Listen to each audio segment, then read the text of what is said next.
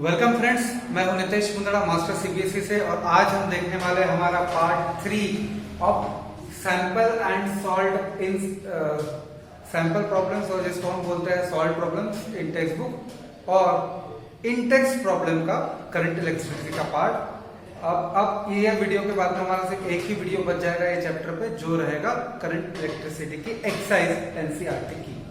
Okay, इसके बाद में मैं कोशिश करूंगा कि कुछ एनसीईआरटी के एग्जाम प्लस के कुछ इंपॉर्टेंट क्वेश्चन लूं, बट फिलहाल के लिए अभी के लिए ये आज हम सैंपल प्रॉब्लम को देख लेते हैं। तो शुरू करते हैं जहां से हमने खत्म किया था, देखकर पिछले से स्टार्ट करेंगे। तो हमारा क्वेश्चन क्या है, समझ लेते हैं। जज the equivalent resistance when the following are connected in parallel: 1 ohm and 10 raised to the power 4, 1 ohm and 10 raised to the power 5, 10 raised to the power 6। पर ध्यान दीजिए, मैंने आपको क्या समझाया है कि जब भी कोई रेजिस्टेंस पैरेलल में लगता है, जब भी कोई रेजिस्टेंस पैरेलल में लगता है, तो उसकी जो ओवरऑल वैल्यू निकलेगी जब रिजल्टेंट के लिए हम सॉल्व करेंगे, वो वैल्यू हमेशा जो सबसे छोटा रेजिस्टेंस रहेगा उससे कम निकलेगी। मतलब कि क्या है कि आपने अगर दो रेजिस्टेंस लिए, मान लो एक है 5 ओम का और एक है 10 ओम का, दोनों को आपने पैरेलल में लगाया, तो ऑब्वियसली जो आंसर आएगा वो 5 से कम आएगा। हमेशा हमेशा जो आंसर आएगा वो क्या आएगा, 5 ओम से कम आएगा। यहाँ पे क्या है कि दो रेजिस्टेंस के लिए, फॉर एग्जांपल एक 1 ओम है and 10 raised to the power 4 ओम है, तो ऑब्वियसली छोटा रेजिस्टेंस क्या है, 1 ओम का रेजिस्टेंस है। इसलिए जो रेजिस्टेंस का आंसर आएगा, दोनों भी क्वेश्चन में resistance is less than 1, resistance क्या रहेगा, लेस देन 1 रहेगा। और ये क्यों रहेगा, बिकॉज पैरेलल में जब भी रेजिस्टेंस की हम बात करेंगे, तो जो भी सबसे छोटा रेजिस्टेंस रहेगा, तो रिजल्टेंट की जो वैल्यू है, मतलब जो फाइनल वैल्यू आने वाली है सॉल्व करने के बाद में, वो सबसे छोटे रेजिस्टेंस से छोटी रहेगी। ठीक है, तो ये था हमारा पहला क्वेश्चन, जहां पे हमने देखा कि जो आंसर है वो 1 से कम आता है। ठीक है, देखते हैं नेक्स्ट क्वेश्चन।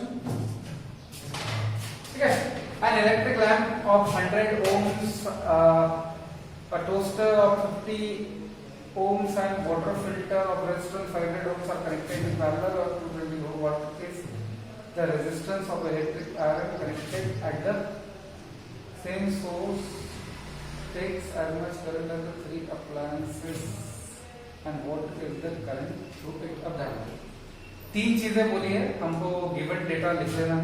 ठीक है, गिवन डेटा लिख लेता हूं। ठीक है, तो पहली चीज हमको क्या बोली है कि लैम्प का जो रेजिस्टेंस है, मतलब RL, वो कितना है, 100 ओम्स। कितना है, 100 ओम्स।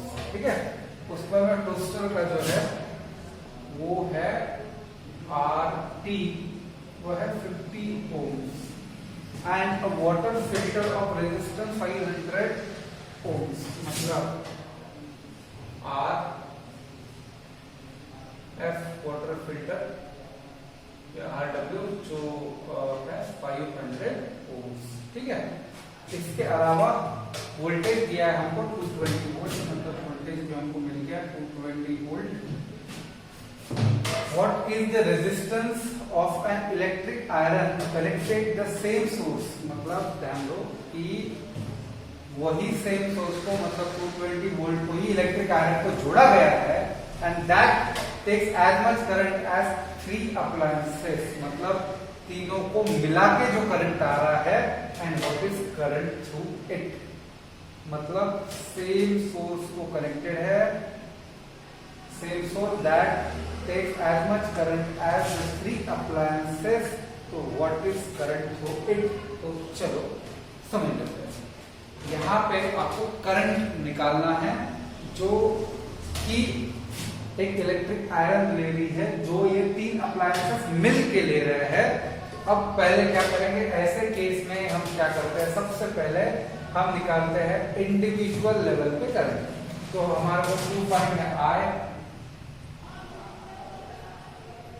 I, जो कि रहेगा I1 plus I2 plus I3, where I1, I2 and I3 are respective current values through lamp, toaster and filter। ठीक है, तो ये हो गया कि I1, I2, I3 का क्या है कि वो क्या है कि वैल्यू जो है जो करंट के थ्रू जा रही है, लैंप के थ्रू, टोस्टर के थ्रू और फिल्टर के थ्रू। अब हम बाय ओम्स लॉ सारे चीजें क्या है, पैरेलल है इसमें से। तो सबसे पहले क्या होगा, ओम्स लॉ के हिसाब से V equal to RL into IL या I1। ठीक है, therefore I1 इक्वल टू क्या होगा, 220 by 100 that is equal to 2.2 ampere। Second, similarly क्या होगा, I2 क्या होगा, V by RT that is 220 by 50 that is equal to 4.4 ampere and I3 क्या होगा, V upon R F जो कि है 220 by 500 जो होगा 0.44 एम्पियर। मतलब ये तीन चीजें हो गई। अब ध्यान दो, मैं फिर से एक बार क्वेश्चन लगा रहा हूँ कि बेसिकली तीन रेजिस्टेंस हमारे सही है, एक 100, एक 50 और एक 500। ठीक है, तो अब हमने वो हिसाब से ये कर लिया। अब हम क्या करेंगे, therefore current through electric iron I equal to क्या है, I1 plus I2 plus I3। तो ये जो करंट है वो होगा 2.2 प्लस 4.4 प्लस 0.44। ठीक है, तो अब अगर ये आपने सम किया तो 2 प्लस 4 6.6, मतलब ये अप्रोक्सीमेटली, मतलब ये अभी तो आ रहा है 7.04 एम्पियर, अप्रोक्सीमेटली ये आएगा 7 एम्पियर। क्या आएगा, 7 एम्पियर। तो बेसिकली हमने क्या किया, हमको क्वेश्चन में क्या दिया था कि तीन ही अप्लायंसेस है जो पैरेलल में जुड़े हुए हैं। बिकॉज पैरेलल में जुड़ने की वजह से सबको क्या, वोल्टेज क्या हो जाता है, कांस्टेंट हो जाता है। और वोल्टेज कांस्टेंट होने की वजह से हमने करंट निकाला I1, I2, I3 जो था लैंप, टोस्टर और फिल्टर के थ्रू। फिर हमको क्या बोला गया कि इलेक्ट्रिक आयरन जितना ये तीन करंट ड्रॉ कर रहे हो, अकेली वो कर रही है, तो हमने करंट निकाल लिया जो है 7 एम्पियर। ठीक है, तो ये था हमारा क्वेश्चन जो था सेकंड। अगर आपको ये देखना तो एक बार यहाँ पे पॉज कर लीजिएगा, आगे हम बढ़ते हैं।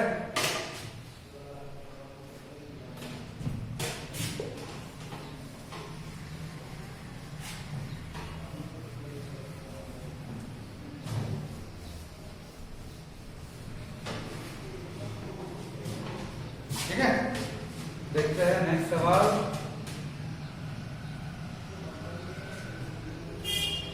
ठीक है, what are the advantages of connecting device in parallel with the battery instead of connecting in series. अब ध्यान दो कि पैरेलल के एडवांटेजेस क्या है। इसके लिए मुझे आपको एक डायग्राम निकाल के बतानी पड़ेगी।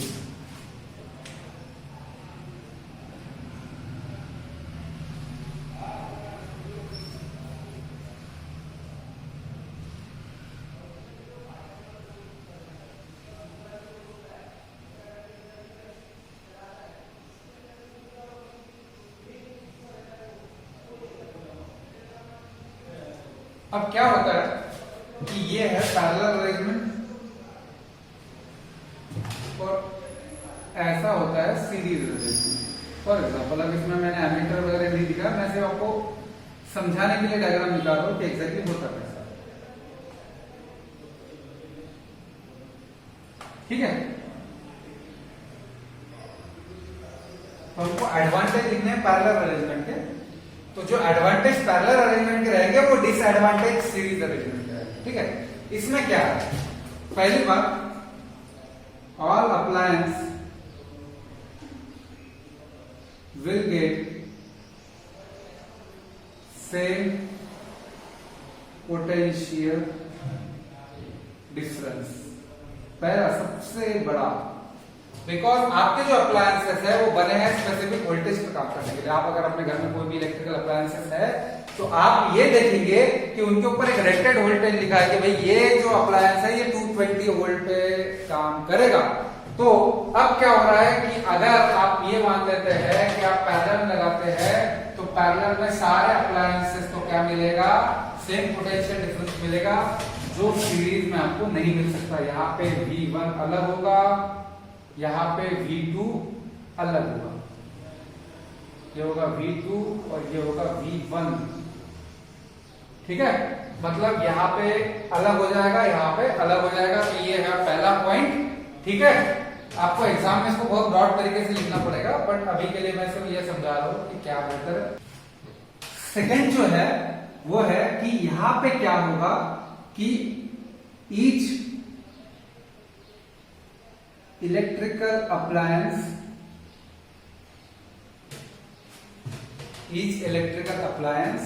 is having own switch। आप देख रहे हैं कि यहाँ पे R1 का स्विच चलेगा, R2 का स्विच चलेगा, बट यहाँ पे ऐसा नहीं होता। एक स्विच बंद करेंगे सारा बंद हो जाएगा, ठीक है। थर्ड जो इंपॉर्टेंट चीज है कि इससे होता क्या है, इससे होता क्या है कि अगर मान लेते हैं कि घर में अगर हमको प्रॉपर सारा कुछ चीजें चलानी है तो हमको करंट ज्यादा चाहिए। हमारे घर में क्या चाहिए, करंट ज्यादा चाहिए। तो क्या होता है पैरेलल अरेंजमेंट में होता क्या है कि पूरे हाउस होल्ड का जो रेजिस्टेंस है, मतलब हम हर चीज पैरेलल लगा रहे हैं। हमने भी क्या पढ़ा कि जो सबसे कम रेजिस्टेंस वाली चीज होगी पूरे घर का रेजिस्टेंस उससे कम हो जाएगा, तो करंट का फ्लो बढ़ता है घर की तरफ।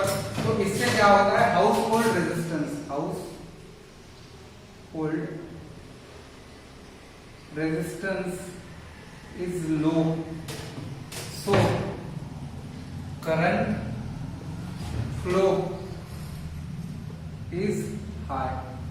मतलब जितना हाउस होल्ड रेजिस्टेंस इससे कम हुआ उसके वजह से क्या हुआ कि करंट का फ्लो क्या हो गया, घर के तरफ बढ़ गया, घर के तरफ बढ़ गया। तो अब ये तीन चीजें हो गई कि भाई पहला क्या है कि वोल्टेज कांस्टेंट रहेगा दोनों का अप्लायंसेस में, जो बहुत जरूरी है।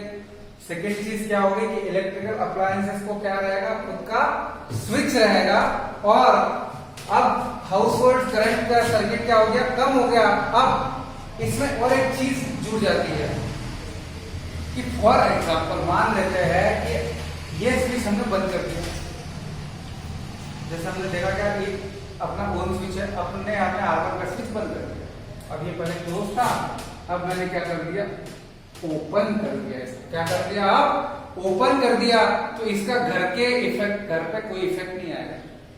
मतलब अगर any electrical appliance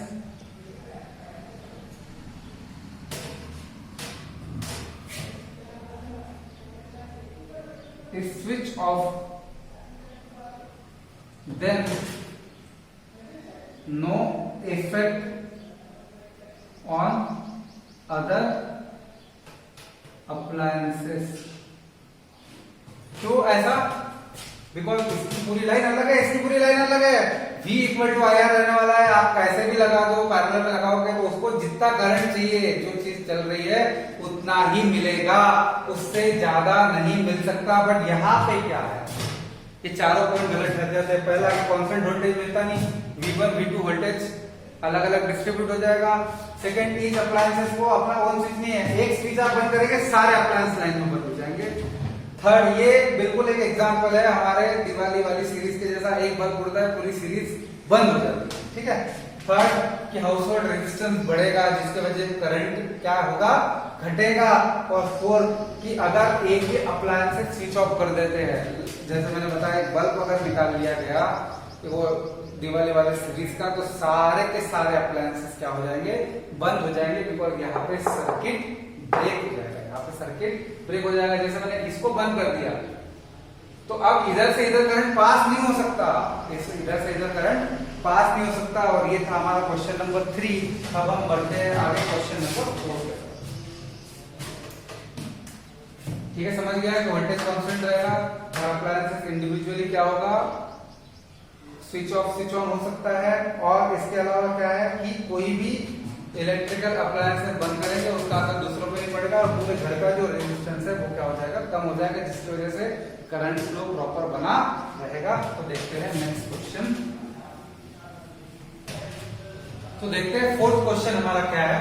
how can three resistor of resistance 2 ohm, 3 ohm and 6 ohm are connected in to form total resistance 4 and 1। अब ध्यान दीजिए, हमको क्या दिया है, 2 ohm, 3 ohm और 6 ohm ये है।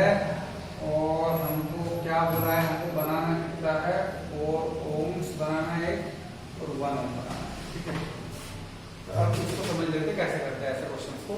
सबसे पहले हमारा दिमाग ये चलना चाहिए, ठीक है। मुझे ये 3 रेजिस्टेंस से 4 बनाना है, तो 4 से सबसे छोटा रेजिस्टेंस क्या है, 2। ठीक है, तो मैं 4 बनाने के लिए पहले क्या करूंगा, 2 को सीरीज में रख दूंगा, तो 2 की मुझे जरूरत है। ठीक है, अब मुझे क्या करना है, ये 2 रेजिस्टेंस का रेजिस्टेंस कम करना है, वो 2 आना चाहिए। इसलिए मैं क्या करूंगा, कम करने के लिए हम क्या करते हैं, पैरेलल में लगा देते हैं। अब देखो ये क्या हो गया, 2 ohms, ये क्या हो गया 3 ohms और ये क्या हो गया 6 ohms। मैं इसको नाम दे देता हूं R1, इसको दे देता हूं R2, इसको दे देता हूं R3 और ये भी यही नाम मैं लिख लेता हूं यहाँ पे R1, R2 और R3। अब देखो इसको मैं सॉल्व करता हूं, ये कैसे 4 ohm बना। ठीक है, पहले मैं क्या करता हूं, solving R2 and R3 in parallel by law of combination of resistance in parallel। अब law of combination of resistance in parallel से देखेंगे तो क्या होगा कि 1/Rp इक्वल टू क्या होगा, 1/R2 प्लस 1/R3 जो होगा 1/3 प्लस 1/6। ठीक है, एलसीएम आएगा 6, ये है 2 का, ये है 1 का, ये हो गया 1/Rp। Therefore Rp equal to क्या होगा 6/3 that is equal to 2 ohms। अब ध्यान दीजिए कि ये हो गया एक केस, ये हो गया एक केस क्या कि हमको क्या मिला कि 6 और 3 को पैरेलल करके 2 मिला, 2 पहले से था। तो therefore as Rp and R1 are in series, therefore R equal to R1 plus Rp 2 plus 2 that is equal to 4 ohms। और ये हो गया हमारा फाइनल आंसर। बट ये मैंने कब सोचा, जब मेरे पास 4 ohms बनाना था, उससे एक छोटा रेजिस्टेंस मेरे पास था और 2 बड़े थे, तो मैंने 2 को पैरेलल में लगाने का सोचा और एक छोटे को सीरीज में लगाने का सोचा। अब मुझे एक बनाना है, अब ये तीनों से छोटा है तो मैं क्या करूंगा, तीनों को पैरेलल। अब मैं तीनों को क्या करता हूं, पैरेलल लगा देता हूं।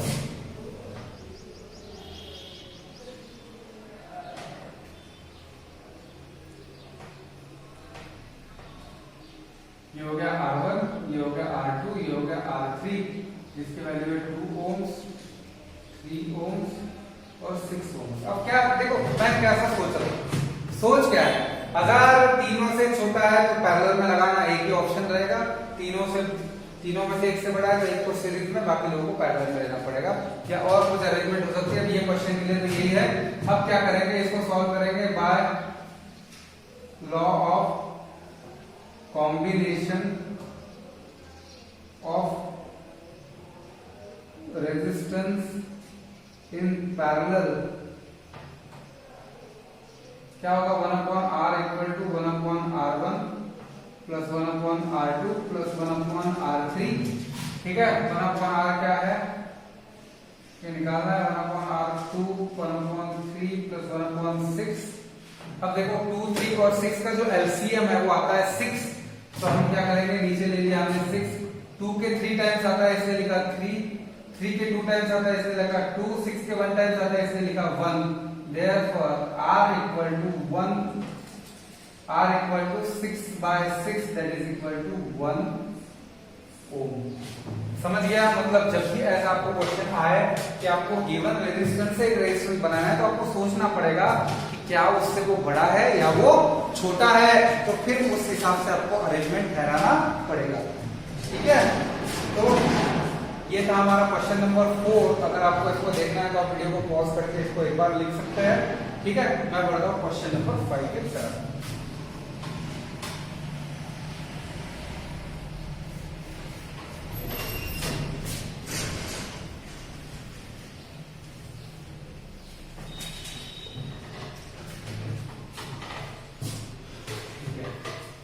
Question number 5. What is the highest and lowest resistance of 4 8, 12, 24?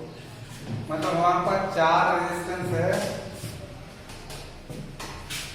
R1 है 4 ohms, R2 है 8 ohms, R3 है 12 ohms and R4 है 24 ohms। अब ध्यान दो, मैंने आपको इसके पहले बताया कि जब भी आपको रेजिस्टेंस मैक्सिमम करना है तो हम सीरीज में लेंगे, जब मिनिमम करना है तो पैरेलल में लेंगे। तो सीधा सीधा क्या है क्वेश्चन को, to have maximum resistance connecting all resistance in series, therefore by law of combination of resistance in series, by law of combination R equal to क्या होगा, R1 plus R2 plus R3 plus R4, और ये क्या होगा फिर कि 4 plus 8 plus 12 plus 24 that is equal to 48 ohms। क्या आएगा, 48 ohms आएगा। ठीक है, अब हम देखेंगे नेक्स्ट, सेम लिखेंगे, to have minimum resistance connecting all resistance in parallel, therefore by law of combination of resistance in parallel, law of combination of resistance in parallel अगर मान लेते हैं कि है तो therefore 1/r equal to 1/r1 plus 1/r2 plus 1/r3 plus 1/r4, तो ये हो गया 1/4 प्लस 1/8 प्लस 1/12 प्लस 1/24। सबका जो एलसीएम आएगा ध्यान दो, 4, 8, 12 और 24 का एलसीएम क्या आता है 24। 4 के 6 होता है, 8 के 3 होता है, 12 के 2 होता है और 24 के 1 होता है। अब क्या होगा, 6 + 3 9, 9 + 3 12, therefore R equal to 24/12 that is equal to 2 ohms, that is equal to 2 ohms। तो ये था हमारा क्वेश्चन कि जब आपको ऐसा आता है कि ये ग्रुप से आपको मैक्सिमम रेजिस्टेंस निकालना है या मिनिमम रेजिस्टेंस निकालना है, तो मैक्सिमम के टाइम में आपको सीरीज में लगाना पड़ेगा और मिनिमम के टाइम में आपको पैरेलल में लगाना पड़ेगा। और ये था हमारा क्वेश्चन नंबर 5 जो इंडेक्स प्रॉब्लम जो पेज पे हम चल रहा है उसका था। अब हम करेंगे इसके आगे के सॉल्व प्रॉब्लम्स की तरफ हमारा रुख। ठीक है, तो देखते हैं। आपको अगर ये लिखना है तो आप इसको पॉज करके लिख लीजिए। ठीक है, मैं आगे बढ़ता हूं।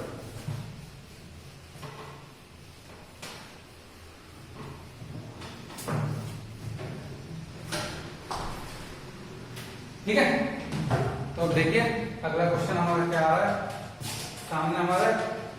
जो कि है electrical iron consumed energy at the rate 400 and 840 watt on hitting at a maximum rate and 360 watt at hitting at a minimum rate. The voltage is 220. What is the current at each phase? मतलब हमारे पास given data जो है power 1 जो 810 VAT है 840 VAT है, ठीक है, और पावर 2 जो हमारे पास है वो 360 वैट है, वोल्टेज हमारे पास 220 वैट है। हमको निकालना है I1, हमको निकालना है I2, ठीक है, I1 और I2, ठीक है।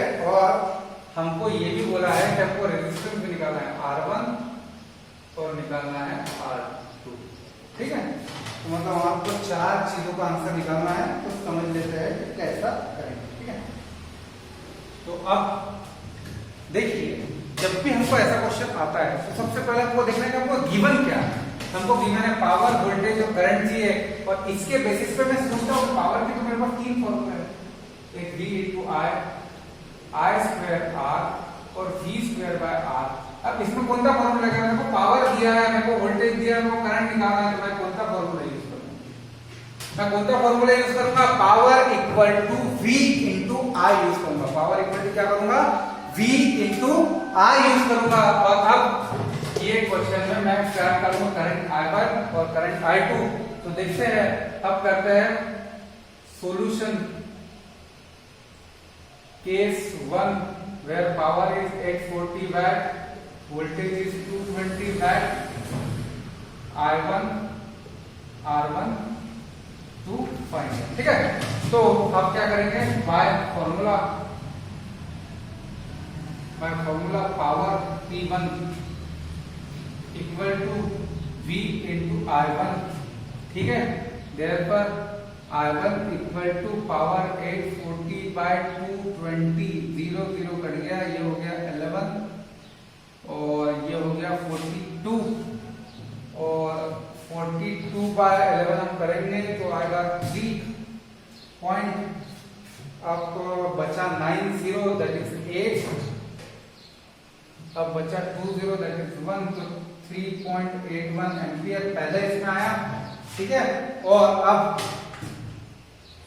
दूसरा जो केस है वो समझ लेते हैं कि क्या है, दैट इज R1 निकालना है, तो by ohm's law V equal to IR, V equal to क्या होगा? IR हो जाएगा। तो अब हम निकालते हैं, V क्या है? 220, R क्या है? 480 by 220, और इनटू क्या है? That is R। अब 0 0 कट गया, ठीक है। और अब क्या होगा कि इसको मल्टीप्लाई कर लेते हैं, 220 into 22 by 84। अब ये हो गया 11, ठीक है, ये हो गया 42, ये हो गया 21, ये हो गया 110, ठीक है। अब 11 का जो स्क्वायर है वो 121 है, मतलब 121 by 21, ठीक है। तो 21 5 का होता है 105, 21 5 का कितना होता है? 105। तो 5.105 अगर गया तो क्या होगा? 16 बचेगा, 160, ठीक है। 160 के लिए 7 टाइम्स करना पड़ेगा। 160 के क्या करना पड़ेगा? 7 टाइम्स 21, 7 सा जो होता है वो 147 होता है, और बचेगा 13, ठीक है। तो 13 बचने के बाद 47, ठीक है, 47 और 13 160, और ये होगा 6, ठीक है। तो बचेगा 40 और होगा 1, ये हो गया रेजिस्टेंस का आंसर हमारा 47.61, ठीक है। अब हमको निकालना है सेकेंड केस में, जो है कि पावर दिया है केस 2, पावर क्या दिया है? 360 वैट, वोल्टेज क्या दिया है? 220 वोल्ट, ठीक है। अब फिर से टू फाइंड क्या है I2 और R2, ठीक है। तो अब हम फिर से निकालते हैं, देखते हैं कि क्या कैसे करेंगे। By formula P2 equal to क्या है V into I2, P2 equal to क्या है V into I2, therefore I2 क्या होगा 360 अपॉन 220, 0 0 कट गया, ठीक है। और ये हो गया 11, ये हो गया 18, तो अब आएगा 1 पॉइंट बचे 770, मतलब आएगा 6 बचे 40, मतलब आएगा 3, तो ये हो गया एम्पियर में आंसर 1.63। और अब हमको निकालना है R2, तो by ohm's law V equal to I R है, V इक्वल टू क्या है आई आर है, तो V क्या है 220, I क्या है 1.63 इंटू R, ठीक है। देयरफॉर R क्या हो गया 220 अपॉन 1.63, ठीक है। तो इसका आएगा 134.95 ओम्स, राइट, ओके। तो ये आपको रफ में कर लेना है, जैसे मैंने करके देखा है, ठीक है। तो यहाँ पर आपको कर लेना है, ओके। तो ये था हमारा सवाल नंबर 4, मतलब थर्ड एग्जाम्पल। और अब हम देखते हैं हमारे नेक्स्ट क्वेश्चन की तरफ, ठीक है।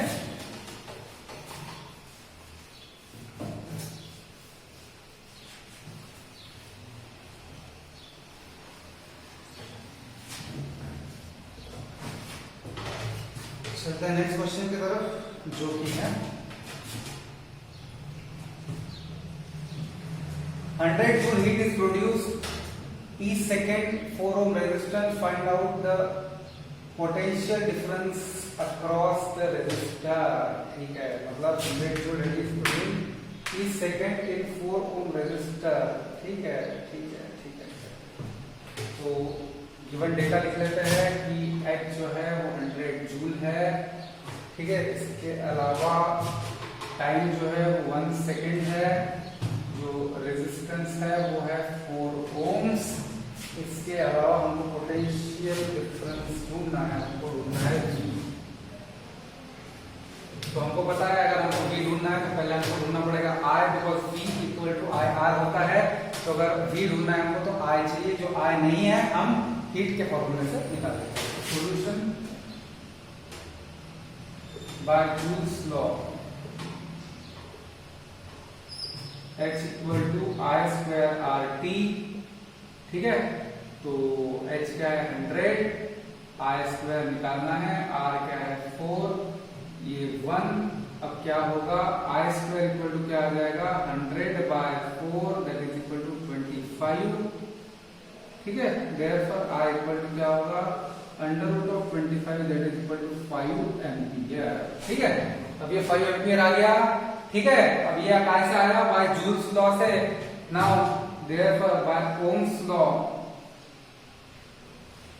ओम्स लॉ क्या देता है V इक्वल टू क्या देता है I R.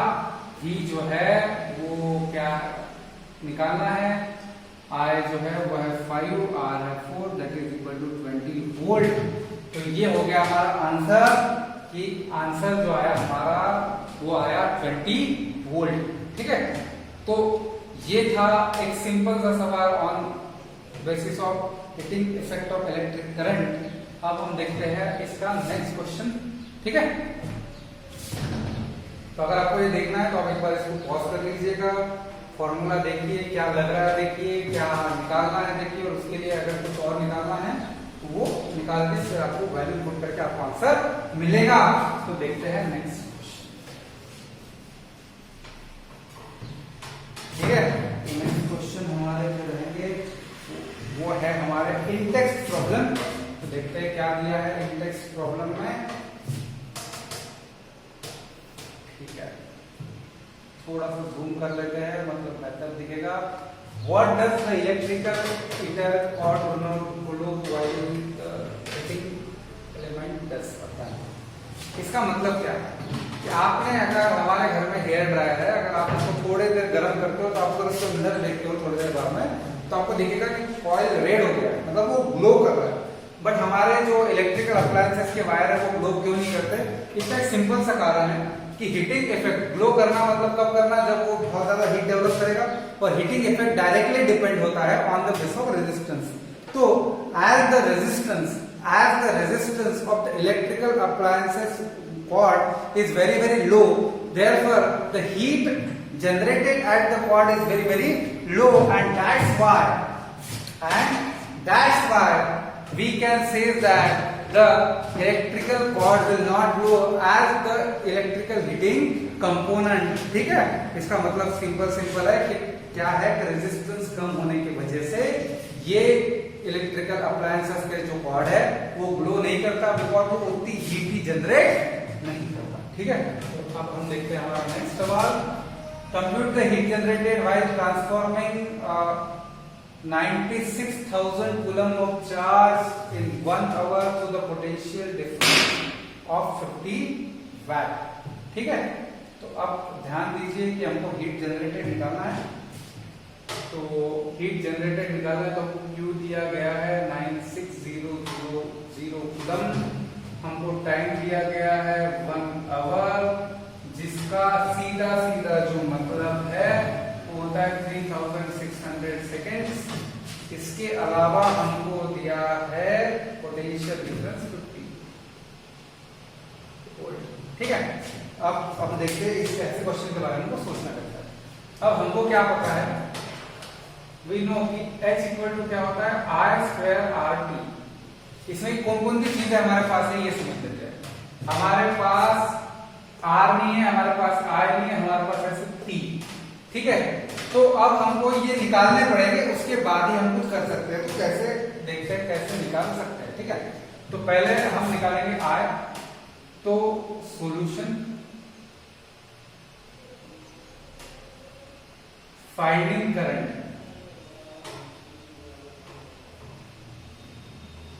Bye formula. Current का फॉर्मूला क्या है? That is Q by T। 96,000 by 36,000 क्या हो गया? कैंसिल हो गया, और ये 6 के टेबल में 6 टाइम्स आता है। 96 जो 6 के टेबल में आएगा 16 टाइम्स। ठीक है, तो 160 बाय 6। ठीक है, तो 6 से डिवाइड करेंगे 240, दैट इज इक्वल टू 6। 26 अब 40 फिर से 6, तो ये हो गया करंट। क्या हो गया? करंट। और इसको मैं दोनों फॉर्म में लिख सकता हूँ, 160 बाय 6 या 26.66। अब मेरे पास करंट वोल्टेज है तो मैं क्या निकाल सकता हूँ? रेजिस्टेंस। यस, तो second, finding resistance by ohm's law. V equal to क्या होता है बच्चों? R होता है, और V क्या है? 50। I क्या है? 160 बाय 6 इंटू R।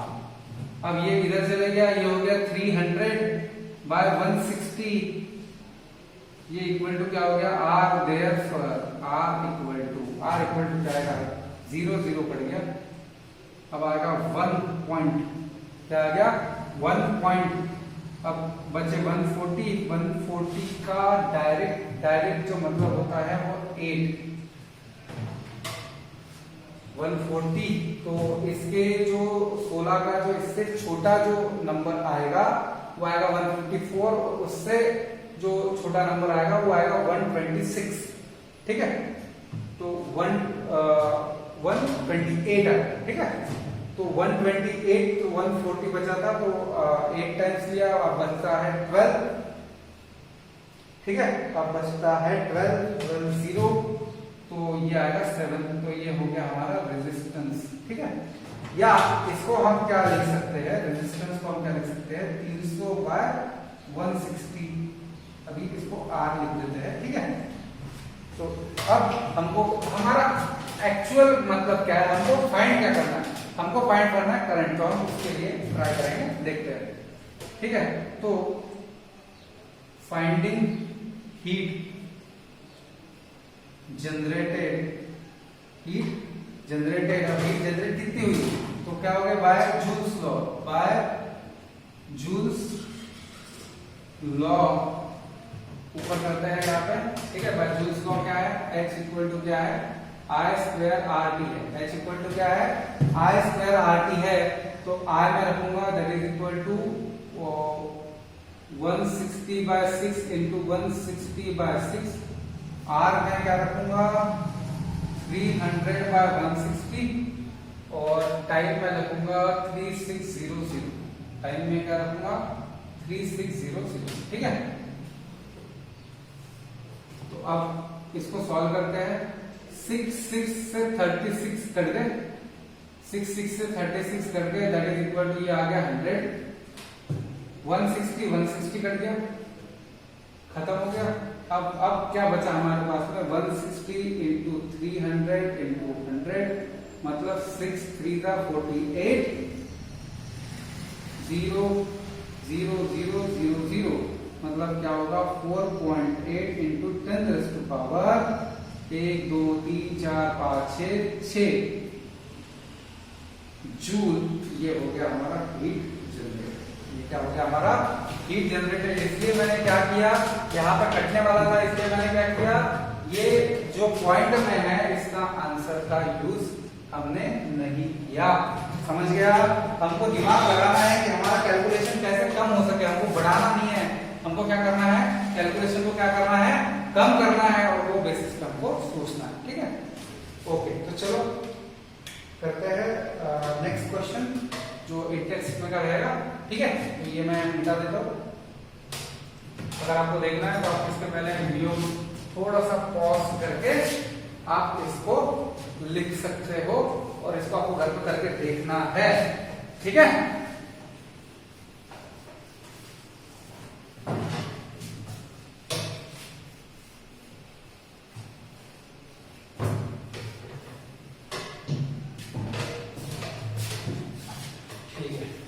देखते हैं next question. An electrical iron of resistance 20 ohms takes 5 ampere. Calculate the heat developed in 30 seconds. सीधा सीधा क्वेश्चन है, I स्क्वायर आर टी का R दिया है 20 ohms, आपको करंट दिया है दैट इज 5 एम्पियर और आपको जो टाइम दिया है वो दिया है 30 सेकेंड्स। ओके ठीक है, सिंपल है। तो सॉल्यूशन क्या रहेगा, by joule's law of heating, by joule's law of heating H equal to क्या है I square R T. I है 5 इंटू 5, R है 20, ये है 30, ठीक है। अब क्या होगा 25 का 100, 5 का मतलब ये होगा 150 into 100 that is equal to 15000 joules. तो ये हो गया हमारा हीटिंग, ये क्या हो गया हमारा हीटिंग। इसमें मैंने कैलकुलेशन ट्रिक करके किया, तो इसको 100 में कर देते हैं, मतलब हमारा क्या होगा कैलकुलेशन इजी हो जाएगा। 5 इंटू 30 150 किया मैंने और ये 100, तो हमारा आंसर आ गया 15000 जूल्स। तो ये था हमारा question number 3 of Intex problem. अब हम देखेंगे आगे जो है सॉल्व प्रॉब्लम्स रहेंगे, या इंटेक्स से देख लेते हैं एक बार।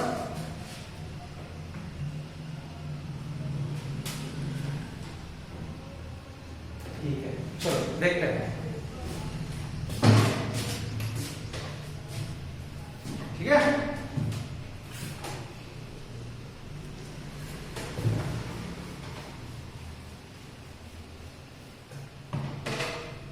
नेक्स्ट क्वेश्चन को देखते हैं हम।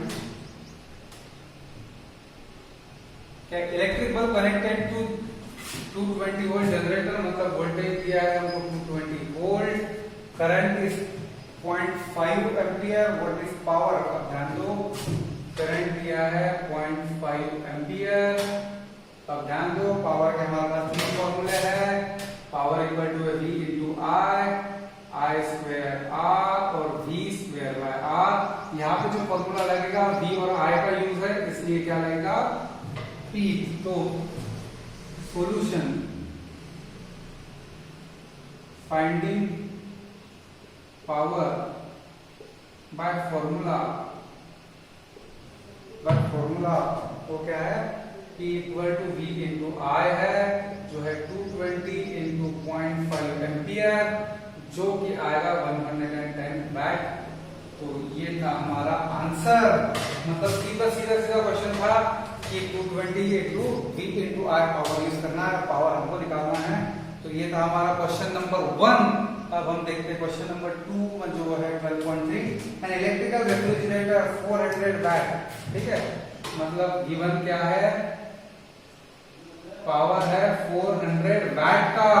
ठीक है, operate 8 hours a day and cost of energy operate for 30 days. मतलब operating hour 8 hour per day, total days कितने हैं 30। पर यूनिट कॉस्ट कितनी है, पर यूनिट कॉस्ट कितनी है 3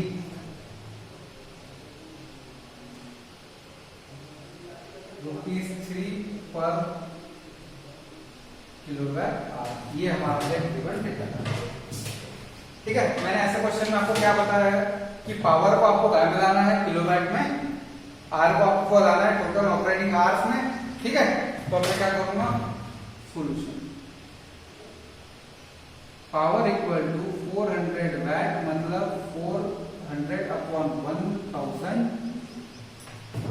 किलोवाट का मतलब होता है 0.4 किलोवाट। ठीक है, फिर मैं को निकालना है total operating hours, total operating hours जो है operating hours per day into number of days. मतलब टोटल आवर्स कितने यूज हुआ, 8 घंटे पर डे होता है, 30 दिन के लिए निकालना है तो क्या होगा 8 into 30 that is equal to 240 hours. ठीक है, तो 240 आवर्स हो गया। ठीक है, अब मतलब हमारे पास दोनों चीजें आ गई, पावर आ गया, टोटल आवर्स आ गया। तो हमको क्या पता है by formula energy equal to power into time. तो क्या हो गया 0.4 इंटू 240, 0.4 इंटू 240 और 0.4 इंटू 240 क्या आता है 24, 48 plus 48 that is 96 kilowatt hour, 96 kilowatt hour. ये हो गया हमारा टोटल यूनिट कंज्यूम। अब हमको इसकी कॉस्ट भी निकालनी है, तो for cost by formula total cost equal to number of unit into value per unit. तो नंबर ऑफ यूनिट क्या है 96 इंटू 3, 96 इंटू 3, तो 96 इंटू 3 क्या होगा दैट इज 444, 12 कम हो जाएगा 300 में से, तो दैट इज 288, मतलब रुपीज 288। ठीक है, तो मतलब क्या हो गई टोटल कॉस्ट क्या हो गई 288 रुपीज होगी। क्या होगी टोटल कॉस्ट, क्या होगी 288 रुपीज होगी। ठीक है,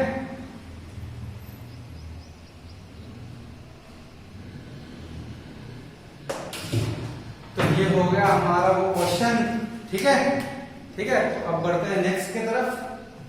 ठीक है, तो देखो क्या है,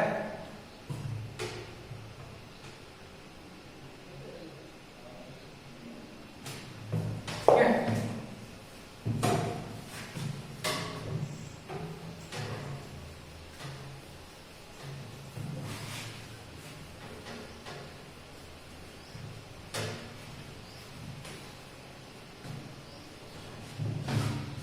अब हमारा नेक्स्ट क्वेश्चन देखते हैं। क्वेश्चन क्या what determine the rate at which the energy is delivered by the current. अब देखो रेट बोला है, रेट का मतलब क्या होता है, अपॉन टाइम।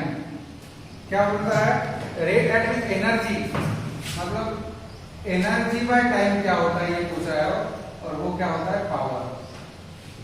मतलब क्या पूछ रहा है कि क्या डिटरमाइन करता है कि क्या रेट से एनर्जी जा रही है, और वो क्या डिसाइड करता है, पावर डिसाइड करता है। तो इसका आंसर क्या हो गया, पावर।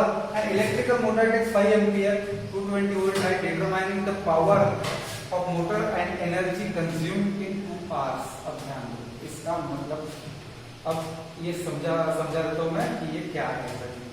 तो पहले निकालते हैं पावर। तो इसका गिवन डेटा लिख लेंगे। गिवन डेटा है 5 एम्पियर 220 वोल्ट, मतलब जो करंट है वो है 5 एम्पियर का, और जो वोल्टेज है वो है 220 वोल्ट का, ठीक है। और हमको निकालना है पावर, और फिर निकालना है एनर्जी। एनर्जी का पूछा तो आंसर जूल में आना चाहिए, ये बात ध्यान रखेंगे। मैंने आपको बोला है कि जो किलोवाट आवर है वो कमर्शियल यूनिट ऑफ एनर्जी है, वो क्या है, वो कमर्शियल यूनिट ऑफ एनर्जी है, ठीक है। तो देखते हैं इसको कैसे निकालते हैं। तो ध्यान दो, पावर निकालना है, V और I पता है, फिर से हम उसका फॉर्मूला यूज करेंगे, solution. Power equal to V into I, therefore P equal to 220 into 5, that is equal to क्या हुआ, 1100 वाट। ये हो गया हमारा पावर का, ठीक है। हमको टाइम भी दिया था 2 आवर्स, मतलब 3600 into 2 that is equal to 700 second, 7200 second. अब हमको निकालना है energy by formula energy equal to, energy क्या है, पावर इंटू टाइम। क्या है, पावर इंटू टाइम है। तो पावर क्या है 1100 इंटू एनर्जी क्या है 7200, ठीक है। अब मैं क्या करूंगा, सिर्फ 72 इंटू 11 कर रहा हूं। क्या होगा 2702729 तो क्या होगा 7920000, ये 2 0 ये 2 0, ठीक है। तो ये हो गया हमारा जूल में आंसर। इसको मैं लिखता हूँ 7.92 इंटू 2 3 4 5 6 10 टू पावर 6 जूल्स। हमेशा जब भी आपको एनर्जी पूछी जाएगी तो आपको आंसर जूल में देना है, ना कि किलोवाट आवर में। ये मैंने आपको वीडियो के दौरान ही बताया था कि 2 टाइप के क्वेश्चंस आते हैं, ठीक है। तो ये हो गया हमारा लास्ट सवाल। इसके बाद में रहेगी एक्सरसाइज, और जो हमारा रहेगा लास्ट वीडियो, जो मैं कोशिश करूंगा कि जल्द से जल्द आप तक पहुंचे। मैं हूं नितेश मुंदड़ा, मास्टर CBSE से। एंजॉय करते रहिए, बढ़ते रहिए, आगे बढ़ते रहिए। Thank you very much.